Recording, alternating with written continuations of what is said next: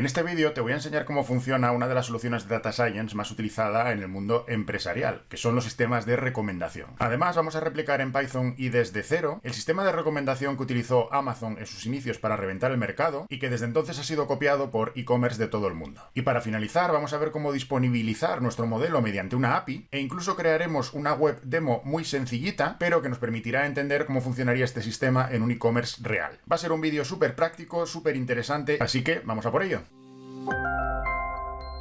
En el mundo empresarial hay multitud de situaciones donde se necesitan realizar recomendaciones personalizadas. Por ejemplo, cuando compramos en Amazon nos aparecen otras recomendaciones de productos que Amazon piensa que nos pueden interesar, y la verdad es que sí que nos suelen interesar. De hecho, el propio Amazon ha reconocido que el 35% de sus ventas provienen de las recomendaciones. O cuando entramos en Netflix y nos aparece una franja de recomendado para ti, y que en este caso el impacto todavía es mayor para Netflix, ya que ellos dicen que el 75% de sus visualizaciones provienen de sus sistemas de recomendación. Y esto solo son los casos más conocidos públicamente, pero las aplicaciones empresariales son prácticamente infinitas. Por ejemplo, la recomendación de noticias de forma personalizada en los diarios online, la publicidad personalizada para ti que ves en las redes sociales, Facebook, Twitter, etc., la personalización de los contenidos de una newsletter que una empresa envía a sus suscriptores, e incluso hasta la recomendación de tu próxima cita en esa app de citas. Todo ello quizá tú no eres consciente, pero está siendo personalizado específicamente para ti utilizando este tipo de soluciones que se llaman sistemas de recomendación.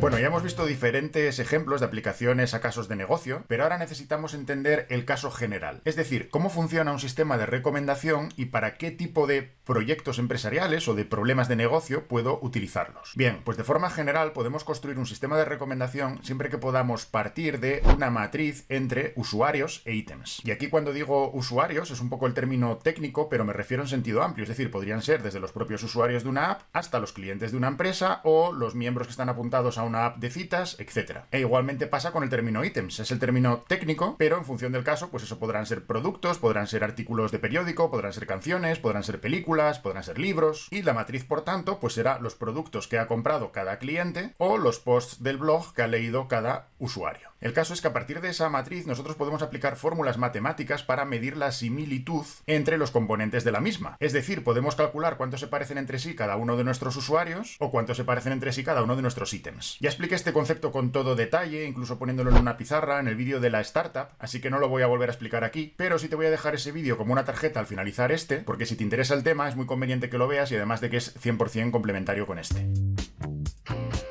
Bueno, desde el punto de vista del algoritmo, cuando hablamos de sistemas de recomendación, estamos hablando realmente de un conjunto de algoritmos. Pero concretamente en este caso de uso vamos a utilizar uno que se conoce como filtrado colaborativo. De hecho, esta aproximación de filtrado colaborativo ítem a ítem es precisamente la que popularizó Amazon en su momento y que aunque hoy en día ya existen aproximaciones mucho más avanzadas, todavía esta, que es de las más simples, sigue siendo utilizada en miles de e-commerce y de negocios que necesitan sistemas de recomendación.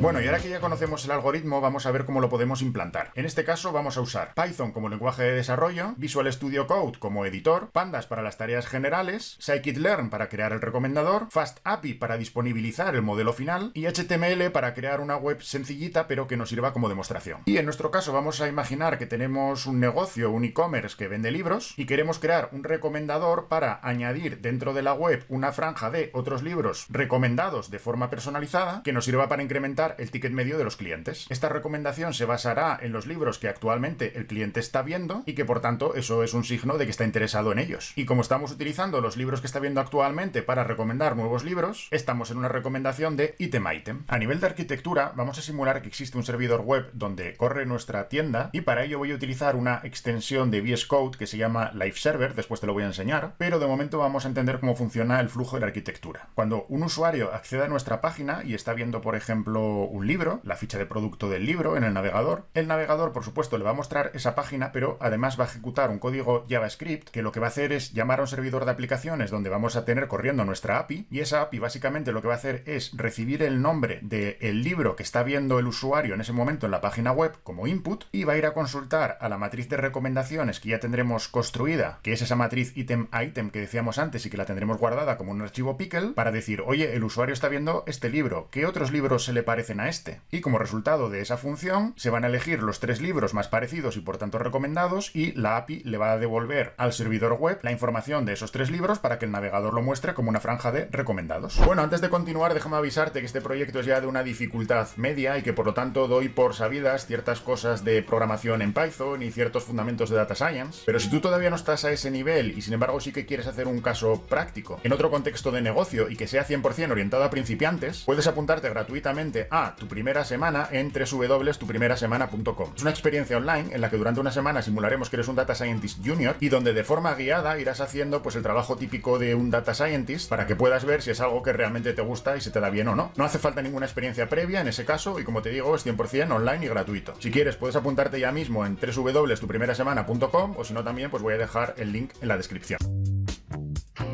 Te lo voy a enseñar ya todo en Visual Studio Code y bueno, aunque aquí veas un montón de cosas, no te abrumes porque vamos a ir poco a poco y te lo voy a ir explicando todo. Lo primero, tengo aquí abierta la parte de las extensiones, simplemente para enseñarte cuál es esa extensión que vamos a utilizar para simular un servidor web, que es esta que se llama Live Server. Y como te digo, eso nos va a servir sobre todo porque he creado aquí pues una página web muy sencilla, que lógicamente como yo no tengo ahora mismo un servidor web real, pues necesitamos simular uno en local para que pueda correr esta página web. Y eso es lo que hace la extensión de Live Server. Entonces simplemente vamos a venir aquí abajo donde pone Go Live y al hacer clic lo que ha pasado es que se está ejecutando este código como si estuviéramos en un servidor web y se ha abierto ya nuestra página web. Como ves, esto está funcionando en local, pero estamos simulando que fuera un servidor web. Y aquí lo importante es ver que lo que estamos replicando pues es la típica página de ficha de producto de un e-commerce, donde tenemos el producto que está viendo ahora el cliente, que sería el de Harry Potter y la piedra de la hechicería, o como se traduzca esto. Por supuesto, el precio y todo esto es falso, es simplemente un mockup, pero lo importante es que aquí abajo le hemos creado esta franja para poner los productos recomendados, que ves que de momento está vacía, es simplemente un contenedor. Bueno, esto es lo que dentro del proyecto, vamos a venir ya al explorador para poder enseñártelo bien, dentro de todos los archivos del proyecto, este es el HTML que se llama index antes, y que simplemente lo he creado a modo didáctico para explicarte ese tema del antes y el después, es decir, el antes, donde todavía es simplemente una página web y no estamos recibiendo recomendaciones, pero sí que hemos creado ya un contenedor para poder recibir 3 recomendaciones, y el HTML del después, que va a ser exactamente igual, pero que ya implementa el código JavaScript que llama a la API y recibe las recomendaciones. Como todavía esa parte no te la he explicado, pues bueno, por eso lo he dividido entre el antes y el después. Luego, por otro lado, tenemos lógicamente nuestros datos de entrada, que en este caso están en un formato CSV y que se componen de más de 1 millón de registros con el histórico de visualizaciones que han hecho los diferentes usuarios de los diferentes productos. Si lo vemos en un explorador de Windows, sería este archivo y lo que voy a hacer pues es simplemente abrirlo con Notepad+